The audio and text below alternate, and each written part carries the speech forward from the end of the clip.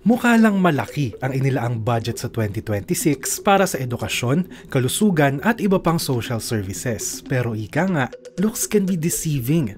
Sabi ng grupong Ibon, maling isipin na prioridad ng Marcos Jr. Administration ang serbisyong panlipunan sa panukalang 2026 budget.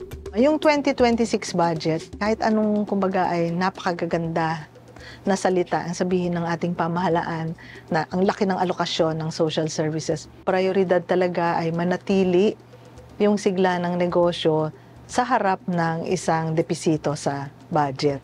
Kung susuriin, mas malaki pa rin ang alokasyon para sa bayad utang at defense kung ikukumpara sa agrikultura at social welfare. Ayon pa sa Ibon, nasa pang-4 na taon nang kulang ang revenue o kinikita ng pamahalaan kung ikukumpara sa expenses nito. Kaya raw naghihigpit ng sinturon ng Marcos Jr. Administration.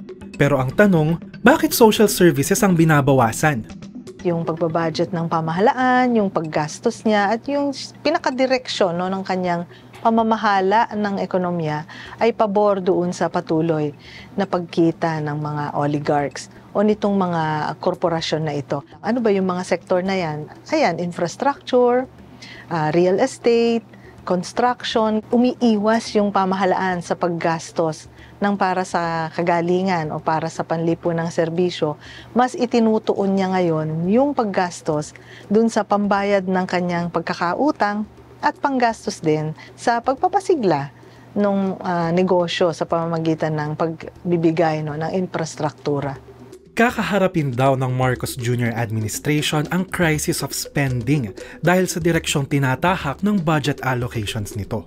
Counterproductive ang mga matataas na alokasyon, hindi lang sa defense kundi sa pangungutang dahil hindi ito yung magpapasigla ng ating konsumo, pagkakaroon ng isang masiglasanang ekonomiya para sa tao.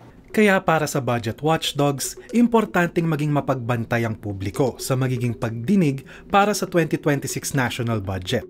Isa raw sa mga mahalagang bantayan, ang magiging paggalaw ng pork barrel funds. Special purpose funds, confidential intelligence funds, unprogrammed funds. Bakit napakalaki ng mga pondo na malalaman mo na lang ang alokasyon kapag gagastusin na. Kaya yun din ang isa pang binabantayan natin sa budgeting. Bukod sa alokasyon ay dapat ito ay hindi maging daan ng napakalawak na corruption.